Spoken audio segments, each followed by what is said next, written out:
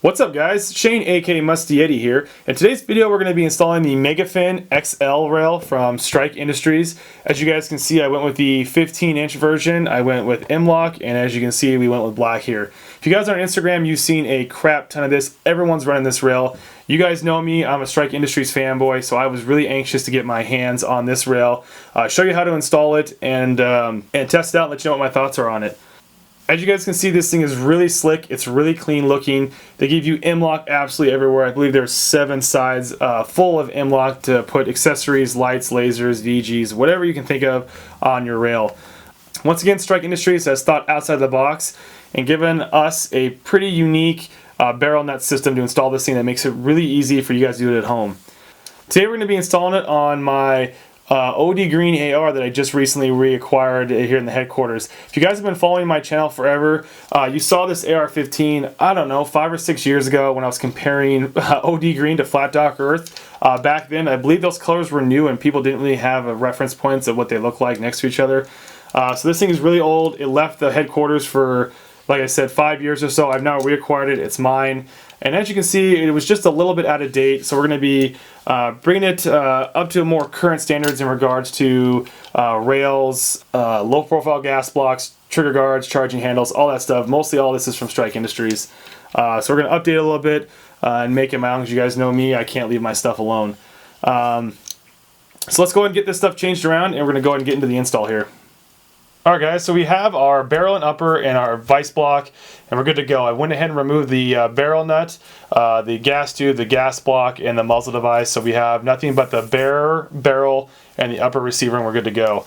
When you guys get the Strike Industries MegaFin XL rail, there's going to be 2 set screws already installed on the rail that hold in your barrel nut, which I've gone ahead and removed obviously. And this is where I said Strike Industries thought of something really clever on how to actually install and tighten your barrel nut. So you actually have 2 parts. As you can see, this inner part loosens and tightens. So what you're going to do is pretty much get this thing kind of timed where you need it, hand tighten this guy down to get some tension on the barrel nut, and then just do a little quarter turn to the poundage that they recommend, and you're going to be good to go. So you get the rail, the barrel nut. You also get the 6 set screws. These are the 2 that were on the rail when I took the barrel nut out. So you get the 6 or 8, whatever it is, the baggie of, how do I get this thing in camera back here? The baggie of set screws.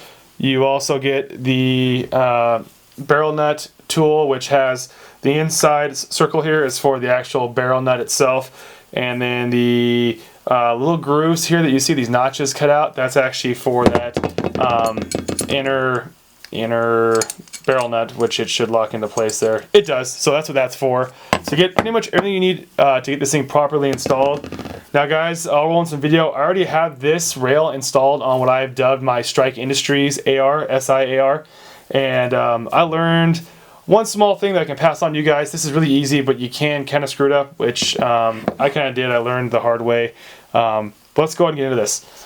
So we have our, like I said, our barrel installed. It's properly indexed. It's pushed all the way back. It's centered, as we can see there from the index pin.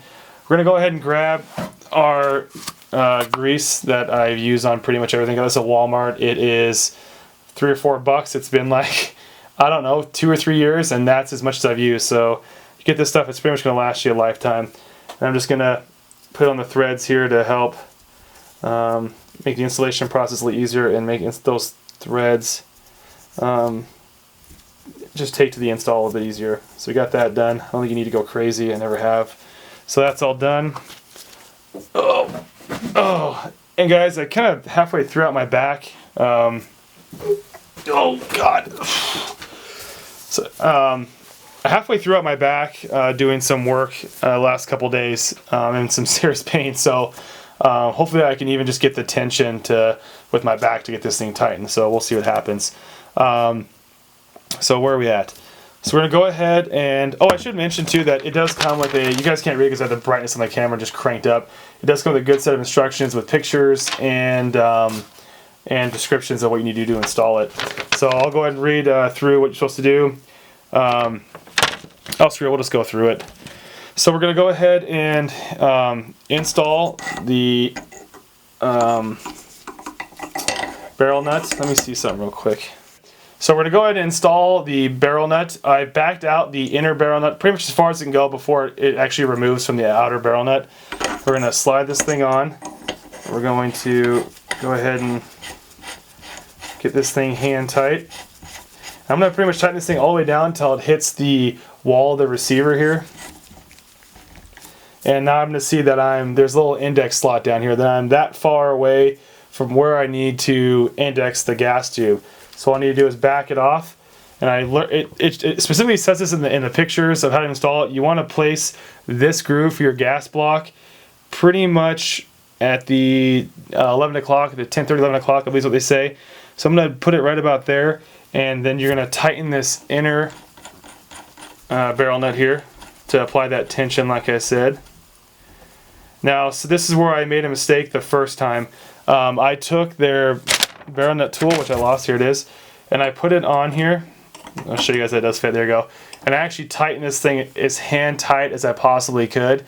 And when this thing is that tight, I could absolutely not get this thing to tighten all the way to line up with the gas tube hole there. Actually, to have people come down here to help me hold everything in place and to pull on a wrench hard enough to get this thing off. And it was so hard on there, it actually warped the barrel nut wrench. So this is actually the second one they included. So if you're doing this, I'm pretty much known for over tightening things. I'm trying to not to do that, but it's hard to stop. Just go hand tight with your hands is what I find works for me. And then we're gonna go on to the next step here. All right, guys, so I went ahead and got my torque wrench here. Now they do say in the instructions to set this thing to 40 foot-pounds and then add 10 pounds as you need to get this thing to properly index. Now, because I've already installed this and these are identical rifles, we bought two Bushmaster AR-15s, like I said, 7 years ago. This is the OD Green version. I'm going to assume this is all going to go the same, so I know I need more than 40 foot-pounds already. So I set it at 50, and I'm almost sure I'm going to need more than 50 either way, but we're going to start with 50.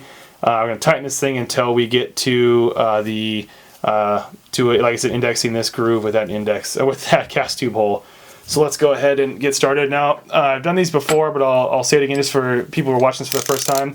When you use a torque wrench, make sure that the tool is lined up even straight with the wrench itself. You don't want to tighten it with it like that because you won't get proper torquage. On top of that, if you have to loosen this up to take it off, don't use a torque wrench to loosen. Grab a second wrench or something if you need to loosen it, because that can damage your torque wrench. And the third thing, say you're setting this thing to 40 foot-pounds and you hit that click, you stop, but you're still a ways away. Don't just keep torquing on it, because that can damage your torque wrench too.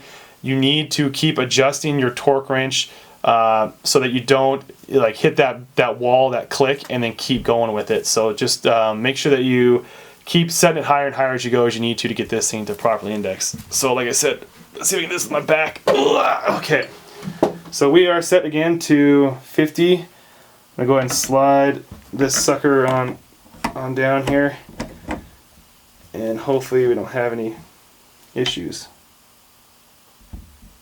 No, okay, so I didn't hand tighten it enough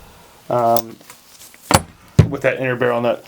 So I'm just gonna back this sucker off real quick and we'll come right back. Alright, so we got our second wrench, like I said, the shorter, just normal ratchet here. We're gonna back this thing off. It's like, guys, this isn't hard. I just didn't tighten it enough to get it to properly tighten down. Oh my god, that hurts. Wow. Okay, so we're gonna go back to that 1030 slot there. And actually, maybe I will tighten this down just a little bit more. I think I was being overly cautious because of that first time I did too much.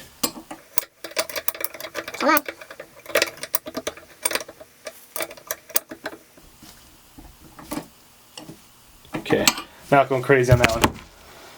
You know what? Alright, so I went ahead and went down to 40 foot-pounds just because that's what it says to do in the instructions. And we're straight with the tool.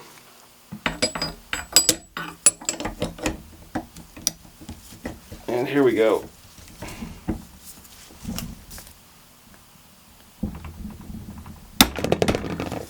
Okay, so that thing clicked at 40, and oh man, I don't even know if we need to go. We might need to go just an absolute hair more.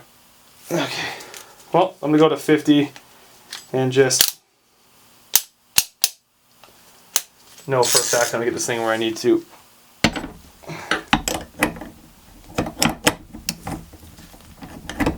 All right, here we go.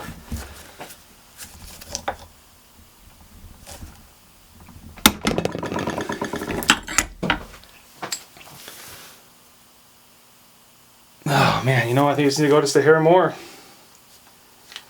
So we're gonna go ahead and go to 60.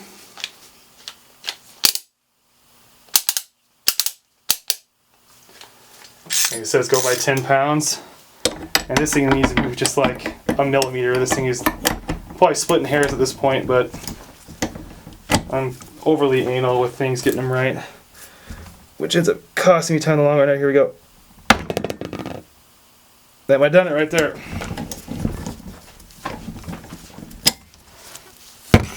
This, so jiggle this thing loose just a little bit. There we go. Alright, we're pretty well spot on. So now what we need to do is simply slide this sucker on. Now here's where we're going to run into problems with this specific vise block. Is the walls of the Strike Industries MegaFin rail actually index the side of the receiver. So if you have something like this, it's not going to work. You're going to need to go with something like, so you need something like this, the Magpul Bev block. Someone else, it's Geisley or something, makes a rod that has the same thing, which pretty much goes on the inside of the receiver and directly indexes the barrel, as opposed to putting stress on the receiver. But what's nice about this is you can get the rail on your upper and you won't run into the block. Now I actually prefer, which I mean, it might be just because of this thing, prefer to install barrels using the actual vise block. I feel like it holds it more securely, whereas this, I don't know, I had a lot of the upper receiver actually torquing and moving, which I didn't like. So I actually get the barrel nut installed with the bev block, and then I'll switch to this if I need to, which I have to. So let me go ahead and get this thing off and we'll continue this thing. Alright guys, just want to show you how this Magpul Bev block actually works. So you're going to take your upper receiver, obviously take out the bolt and bolt carrier group, which you should have done already. You're going to install your bev block. Like I said, it actually matches up, indexes the barrel itself. You're then going to take your bolt carrier group, you're going to remove the bolt itself, and this thing's going to slide on in here. And let's see if I can get a better view of it. So once it's popped in there, it actually sits up against the bev block and holds it into place. They even give you a pin here that you can push through this to even hold it more securely in. Also, I was off camera. You can push it in there to have it be even more securely in place. So we got that taken care of. Just gonna go ahead and put this back in the vise here. I'll tighten this up, guys, and I'll be right back. Alright guys, so we've gone ahead and installed the gas block and gas tube, as you can see here. Now obviously you need to do that first, because once the rail is over top of this thing, you're not going to be able to get to this thing to install it. Just remember guys, when you are installing your gas block up here, that you don't press it all the way flush up against the shelf of the barrel, that you leave a gap there. And a good rule of thumb is go out there before you put any Loctite on the set screws, if that's what you're using for a low profile gas block. Go out there, shoot a few rounds, make sure this thing's functioning properly before you add any of that Loctite, that high temp Loctite, so this doesn't move. Now I'm going to assume what's going to happen with me and what I have with this rail, and what I have seen with other rails that are m-lok, is normally that these gaps allow you to get to your gas block screws, your set screws, without taking the rail off. So I'm hoping that's going to work out. So I'm not going to apply any Loctite. I'm going to go shoot this thing first and then do that later. Okay, so we got the gas tube and gas block installed, the barrel nuts on there, properly timed, tightened to the proper foot-pounds of torque. Alright, so we're going to go ahead and slide on the MegaFin XL from Strike Industries. And as you guys can see how it goes over and indexes the side of the receiver. Now guys, they do give you quite a bit of wiggle room here with these holes for your screws to attach the rail to the barrel. Now what I found is easier is to center that hole up. Just get your screws just started, then push your rail up against the receiver, get everything lined up, and then tighten those suckers down. Because it looks like on this one and on the one I already installed that it is right on the edge, and it was hard to get the screws going, but if I just backed it off a little bit, got them going, slid it on, tightened them down, we're good to go. So we're going to go ahead and get the screws. Like I said, they include screws here that you can see. And we have 2 at the top left, 2 at the top right, 2 at the bottom left, 2 at the bottom right, for a total of 8 if I'm good at math. And do they give you extras here? Let's see, 2, 4, 6, 8. Nope. So make sure you don't lose those screws that come when you get the rail. Alright, and they also give you guys, I should mention this, maybe you can see those. They give you four more, I don't know what the technical term for these are, I'm just going to call them screws, but I don't know what they are. And they actually go in these little holes here that you can see. I'll get a close-up picture of them so you can check them out. That's so you can actually custom tighten your rail to your receiver for a really tight, snug fit, and one that you know will not rotate out of position from left to right. So on mine, I can't remember which one is which, but you just have to look at it. Some of these screws are longer than the other one, if you can see that. So they are specific for one hole, either the top or the bottom, but you'll figure that out once you get there, or I'll annotate it here in a second. So let me go ahead and get all four of those screws kind of just in the barrel nut there, and then we'll continue on here. Alright guys, so I went ahead and got all 8 screws started. So they're on there, they're loose. As you can see, we still have plenty of room to wiggle this thing around and get it into place. Have a little bit of left to right here, just slightly, but quite a bit forward and back. And that's where those small screws on the side, like I mentioned before, are really going to help out. So what I normally do is I find something, I don't care if it's a red dot, I'm going to use an EOTech. I've used sling attachment points before, but something I install on the top Picatinny rail piece here to pretty much do as best as I can to make this almost like it's a monolithic. I want to get these things as close to each other as possible and as straight in line with each other as possible. So this will normally help. I don't think it... I'm going to put it on, I'm going to tighten this thing down, which is going to block some of your guys' view of what we're actually doing here. But let me get a screwdriver here. Okay, get a screwdriver here. We're going to really tighten this thing down. My bigger screwdriver's upstairs. Okay. So I'm just going to hope and pray that this EOTech is going to do a really good job of lining up the Picatinny rail piece with the Picatinny the upper receiver for one nice even and straight install. So now all that's left is to install the screws, all 8 screws. Now guys, just keep in mind, it's true with rails, with car rims, tires, anything. You always want to tighten in a star pattern or opposite of each other. Don't just tighten all 2 here, 2 here, 2 here. Bounce around, make it even so it tightens evenly, because if you tighten one end only, it might torque or turn a little bit. So that's all we're going to do. We're going to go through here and tighten each screw one at a time, and then we'll come back to finish this sucker off. Alright guys, so we went ahead and tightened all 8 screws. We're good to go. This thing's tightened down. It's not going anywhere. Now for the next step of tightening down those small set screws on each side to help keep this thing from rotating, keep it nice in line and straight. So I did notice that, like I said before, there are 2 lengths. The longer one is for the bottom and the shorter one is for the top. So I already did the ones facing me. I'm going to go ahead and just finish off the ones here on your side of the camera so you can see. Now, I'm not going to go crazy tight on these things, guys. Like I said, I do over tighten things a lot, but especially on these, I'm just going to get them pretty much where they're touching and then a little bit more. And then I can add Loctite later down the road to really help secure these in place. Alright guys, I think that's about it. So we got everything installed. We got the barrel nut, the rail with the 8 screws, and the 4 set screws. So this thing is good to go. What we have to do next after this is install your muzzle device, flash header, compensator, whatever, and a red dot if you have one, and you're good to go. So let's go ahead and change things around and wrap this sucker up. Alright guys, that about wraps up the install of the Strike Industries MegaFin XL 15-inch m-lok free float handguard. As you guys can see, this thing was super easy to install. Strike Industries really did think this through to make it easy for you guys at home to do this yourself. The hardest part for me was probably taking off that A2 front side post that was on this originally and that delta ring. Other than that, this thing was a breeze to put on. Now this AR is definitely more modern looking and just is more comfortable to shoot because I can now get my arm way out there and get a nice comfortable grip to control and mitigate that recoil. On top of that, we also installed the Magpul rail covers, their hand stop here, which I really like so far. We did a Rainier Arms XTC comp, I believe. I've had that for a while, I haven't installed it yet. We did the Strike Industries dust cover and their trigger guard, and also a BCM in-plate QD mount. So we have pretty much bumped this thing up from that old traditional look to something that's, like I said, modern, and it's going to be much more comfortable and practical to use. Alright guys, that about wraps up the video. If you found this video informative, please give it a thumbs up down here somewhere. Also, if you guys have any questions, comments, or concerns, please leave them down in the comment box below. As usual, guys, take care, stay safe, and we'll see you next time.